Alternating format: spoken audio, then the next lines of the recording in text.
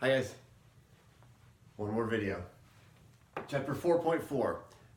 We've worked through from a definition standpoint over now into the role, and now we're trying to figure out what is this category, what does it mean to us, what are the numbers, this is where we start getting into the numbers. So a couple things, and like I said previously, this is your chance to pause, take a screenshot. Okay, done. All right, so the category performance measures. They are used for setting target objectives, and they need to be consistent with the role. Remember, you cannot assess a category in definition under the definition of destination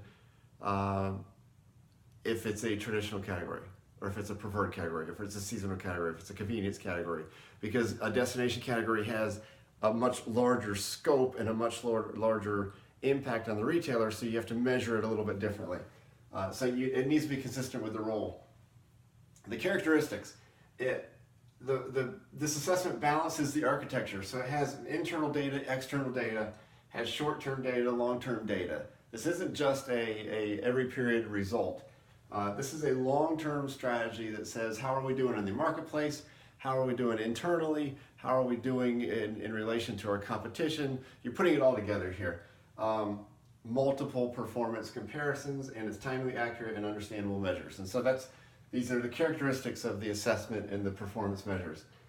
From the standpoint of who needs to do what, the retailer recommends the goals. They recommend them up inside their own category, inside their own department, and they communicate them with the suppliers, and they can listen to the suppliers and make this kind of a collaborative effort in regards to if the suppliers say, look, you got a big issue coming up in the next year. There's going to be a shortage of pistachios.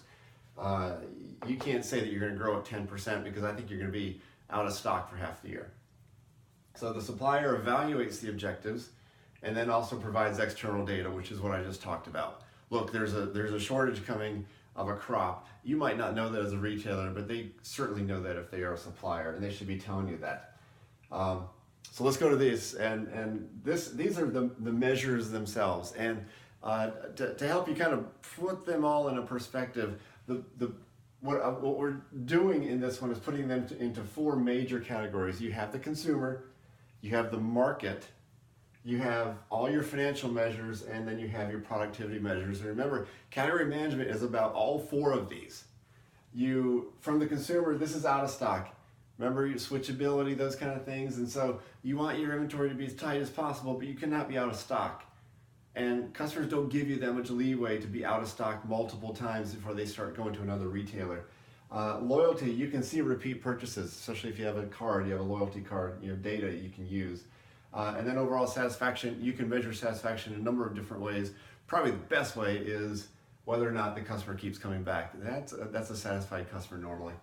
And then if you can expand the commodities they're buying with you. In the market opportunity gap and opportunity surplus, we've drawn this before.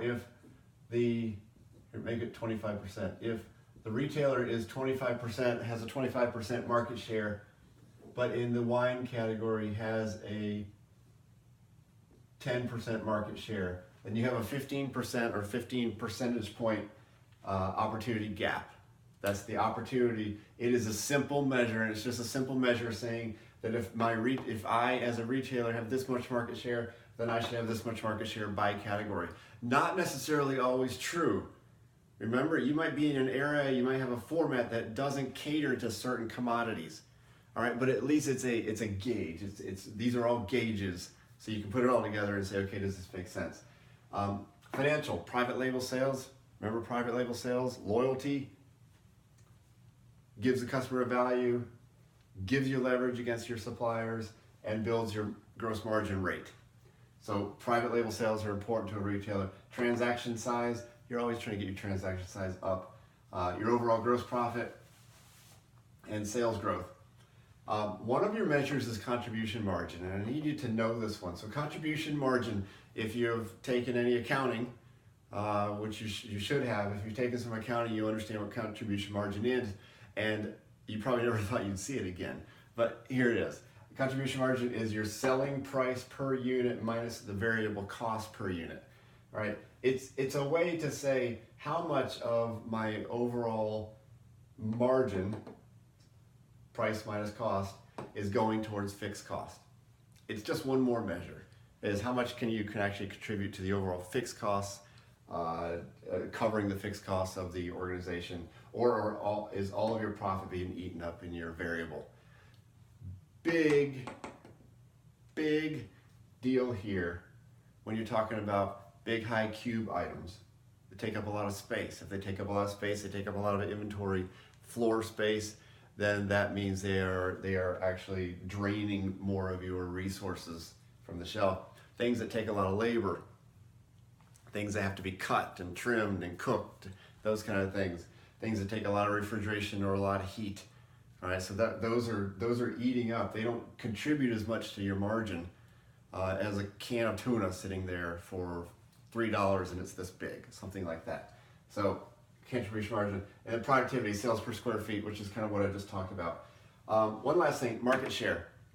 This is your market share, remember 25%.